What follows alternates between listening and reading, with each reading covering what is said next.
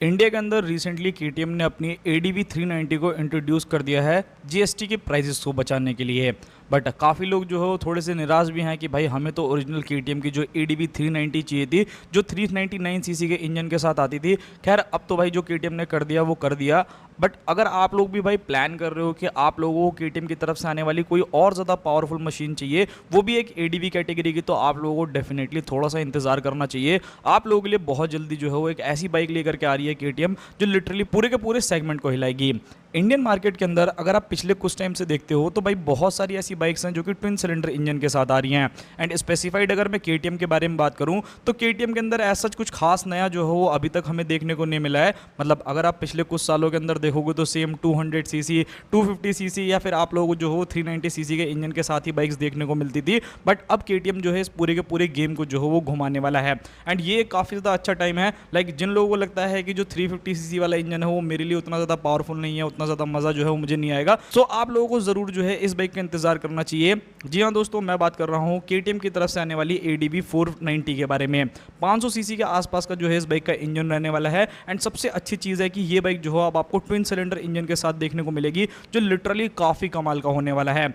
Recently आप लोगों ने देखा होगा कि BMW ने अपनी F450 GS को इंडियन मार्केट के अंदर इंट्रोड्यूस किया। काफ़ी अच्छी प्राइसिंग जो है उस बाइक की रखी है, बट कोई ना कोई तो होना चाहिए ना कि वो उस बाइक को जो है कंपटीशन दे सके। एंड KTM इस चीज़ में कैसे पीछे रह सकता है। प्रीवियस कुछ टाइम के अंदर देखोगे तो KTM की तरफ से आने वाली जो 490 है वो ऑलरेडी जो है स्पाई हो चुकी है। मतलब इंटरनेशनल मार्केट के अंदर काफ़ी बार जो है इस गाड़ी की टेस्टिंग करते समय फोटोज भी निकल करके आई है। उन सभी चीज़ों के बारे में बात करेंगे, कब तक ये बाइक आएगी, क्या प्राइसिंग रहने वाली है, उन सभी चीज़ों के बारे में भी। सबसे पहली चीज़ अगर मैं यहाँ पर बात करता हूँ तो देखो, जैसा मैंने आप लोगों को बोला कि अभी रिसेंट पिछले कुछ दिनों में देखोगे तो भाई बहुत सारी बाइक जो है वो आ रही हैं। इवन सिर्फ और सिर्फ BMW की F450 GS नहीं, आप लोगों को CF मोटो की तरफ से आने वाली MT450 देखने को मिलेगी। रॉयल एनफील्ड की तरफ से आपको न्यू इंजन 750 सीसी के साथ देखने को मिलने वाला है। इवन स्टॉर 500 जैसी मशीन्स भी जो हो आ रही हैं। सो कहीं ना कहीं KTM का भी एक ऑप्शन जो हो आपके लिए अवेलेबल रहेगा।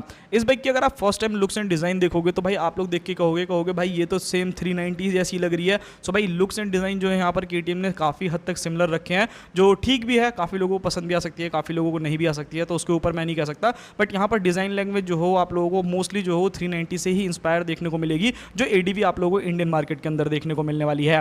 फ्रंट से अगर आप देखोगे तो इस बाइक के अंदर आपको काफ़ी बड़ा सा वाइजर देखने को मिलता है, जो देखने में काफ़ी बढ़िया लगता है। आप लोगों को फ्रंट में प्रोजेक्टर लाइट एंड LED का जो है वो सेटअप मिलेगा। ऑल LED सेटअप जो है इस बाइक में आएगा। मे भी शायद इसके अंदर हो सकता है कि आपको जो टेल लाइट दी जाएगी ना वो इंटीग्रेटेड रहने वाली है, यानी कि इंडिकेटर के अंदर ही जो हो आपको टेल लाइट मिलेगी, जैसा BMW इंस्पायर आपको देखने को मिलता है, या रिसेंटली जैसे हिमालयन के अंदर आता है, या जो गोरिल्ला 450 आती है उसके अंदर आता है। कुछ उसी टाइप का जो है यहाँ पर आपको कॉन्सेप्ट इस बाइक में मिलेगा। सेकंड चीज़ के बारे में बात करें तो काफ़ी लोग जो कंफ्यूज हैं कि आखिर ये इंजन जो हो कितने सीसी का होगा। सो ऑलमोस्ट भाई ये 500 सीसी का आसपास का जो हो एक ट्विन सिलेंडर इंजन रहने वाला है। Liquid cooled FI BS6 complaint engine, जो कि काफ़ी ज़्यादा लाजवाब है। बेसिकली मेरे कहने का मतलब ये है कि अगर आप चाहते हो कि नहीं भाई 349 सीसी वाला इंजन जो है वो 41 bhp मैं ऑलरेडी यूज़ कर चुका हूँ, या मैं थोड़ा सा और ज़्यादा अपग्रेड करना चाहता हूँ, सो ये बाइक जो हो लिटरली आप लोगों के लिए काफ़ी कमाल की रहेगी। एंड KTM ने जो है इस इंजन की टेस्टिंग भी शुरू कर दी है, जो कि इंडिया के अंदर ही चल रही है। अभी तक स्पाई शॉट्स नहीं आए हैं, बट ऑब्वियसली भाई बहुत जल्दी जो है स्पाई शॉट भी हम लोगों के सामने आने वाले हैं। यहाँ पर अगर मैं बात करूँ तो लगभग आप लोगों को 500 सीसी का जो है यहाँ पर ट्विन सिलेंडर इंजन देखने को मिलने वाला है, जो लगभग भाई आपको 50 से 55 bhp तक का पावर जो हो इजीली जनरेट करके देगा। 45 से 48 न्यूटन तक का टॉर्क जो हो मिलेगा with 6 speed gear box. And मुझे लगता है कि ये एक अच्छा टाइम है इस बाइक को लेकर के आने के लिए। लाइक अगर आप लोग 390 को देखते हो जो 350 सीसी आती है, एंड 490 को देखोगे तो यहाँ पर आपको अच्छा खासा गैप देखने को मिलेगा। सीधा बाइक जो हो ट्विन सिलेंडर हो जाएगी, पावर जो हो काफ़ी इंक्रीज हो जाएगी। सो कहीं ना कहीं आप इस बाइक को जो हो अपनी लिस्ट के अंदर जरूर शामिल कर सकते हो। अब देखो BMW का तो मैंने जैसा बोला कि लॉन्च किया है, बट ऐसा नहीं है कि भाई TVS भी जो हो अपनी कुछ बाइक्स लेकर के आ रही है। एटलस के बारे में आप लोगों ने सुना होगा, मे बी शायद वो भी आप लोगों को 2026 या 2027 में देखने को मिलेगी। काफ़ी स्पाई शॉट जो उस बाइक की आ गई हैं। सो ये सभी चीज़ें रहेगी। इस बाइक का अगर आप एग्जॉस्ट देखोगे तो यहाँ पर वो आपको चेंज देखने को मिलेगा। मतलब इस बाइक को अगर आप देखोगे ना तो ये प्रॉपर प्रोडक्शन रेडी नहीं कहूँगा, अभी जो हो टेस्टिंग फेज में ही है, बिकॉज बहुत सारे पैनल्स है जो कि आपको इस बाइक में नहीं देखने को मिल रहे हैं। थोड़ा सा जो है अनकवर सी आप लोगों को बाइक जो लग रही है। लाइक अगर आप इंजन कवर की तरफ देखोगे तो वहाँ पर कोई भी इंजन गार्ड जो हो आपको नहीं मिल रहा। सो ऑब्वियसली ये बाइक जो हो टेस्टिंग करी जा रही है, थोड़ा बहुत जो हो टाइम जरूर लगने वाला है इस बाइक के अंदर। अगर मैं कंपटीशन के बारे में बात करूँ तो ये बाइक जो हो सीधा हिमालयन 750, नॉर्टन की Atlas, BMW F450 GS, star जैसी बाइक, CF मोटो की 450, इन सभी से जो हो डायरेक्ट कंपटीशन करेगी। बात करी जाए इस बाइक के अंदर आने वाले टायर, ब्रेक एंड सस्पेंशन के बारे में। सो वो आप लोगों की आंखों के सामने है। फ्रंट के अंदर आप लोगों को प्रॉपर जो है वो यूएसडी सस्पेंशन देखने को मिलेंगे। मे भी शायद हो सकता है कि जब ये बाइक आए ना, इस बाइक के अंदर आप लोगों को WP अपेक्स के जो हो सस्पेंशन देखने को मिलने वाले हैं। उसी के साथ रियर में अगर आप जाओगे तो monoshock absorber and fully adjustable suspension setup रहेगा, यानी कि आप इनको जो हो अपने हिसाब से कंप्रेस कर सकते हो, रिबाउंड कर सकते हो। कहीं अगर आपको ऐसी सिचुएशन लगती है आपको सॉफ्टर करना है सस्पेंशन, तो वो भी चीज़ें कर सकते हो। एंड अगर आपको लगता है कि नहीं आपको हार्ड साइड करना है, सो वो सभी चीज़ें भी हो जाएंगी।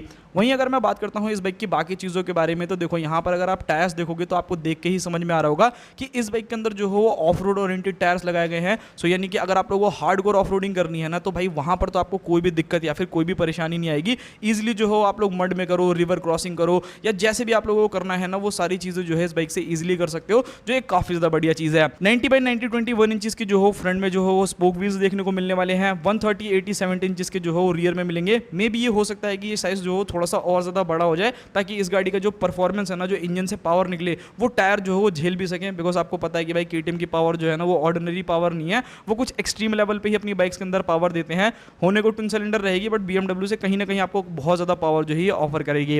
वहीं अगर मैं ब्रेकिंग सिस्टम के बारे में बात करूँ, इस बाइक के अंदर आपको 320 mm की फ्रंट में डिस्क एंड 240 mm की रियर डिस्क देखने को मिलने वाली है। स्विचेबल ABS आप लोगों को बाइक में मिलेगा, सो ये काफ़ी बढ़िया चीज़ है। अच्छा, यहाँ पर अगर आप लोग देखोगे तो देखो, अभी तक आप लोगों को जो कैलिपर्स देखने को मिलते थे वो थोड़े अदर ब्रांड से मिलते थे, बट मे भी हो सकता है कि इन फ्यूचर जो आपको कैलिपर्स देखने को मिले ना, वो भी आप लोगों को WP की तरफ से आने वाले देखने को मिले, तो ये भी एक काफ़ी बढ़िया चीज़ है।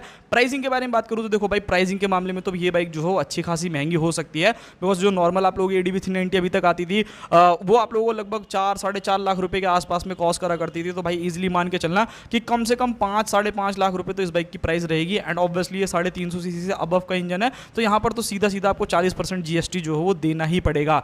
फीचर वाइज अगर मैं बात करता हूँ तो फीचर रिच KTM शुरू से ही रहा है, तो बहुत ज़्यादा फीचर्स आपको मिलेंगे।